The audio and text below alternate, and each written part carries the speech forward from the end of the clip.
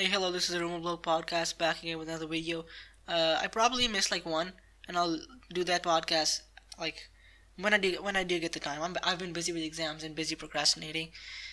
My exams still aren't done. They're due in May, but let's just start the podcast now.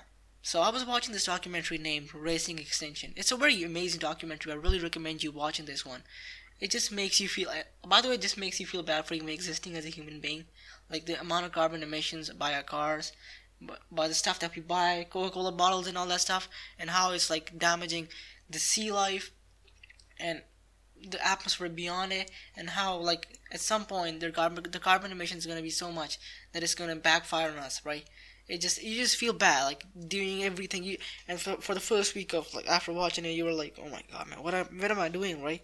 Like so you, at least for me, it just got me thinking, like, how can I contribute to remove the carbon emissions? Maybe there's just one guy that I can like support or look up to that can help us reduce these carbon emissions, right? So couldn't really find anyone, so I just went on. So a couple of days after that, I started like me being like usual ADHD, right? I started going through some stuff like on the internet for no reason. Well, I was watching something about history, and they brought up this guy way before even America was even existed, a long time ago, even before these research papers and all these documentaries were out.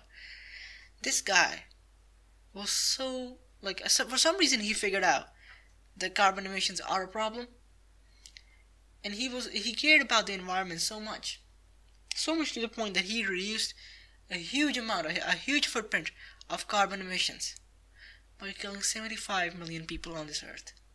Just think about it for a second. What a man, dude. You have to look up to this dude. Anyways, thank you for listening to this podcast. This was about a. Hopefully you got the joke. Goodbye. Thank you for listening to my bullshit. Goodbye.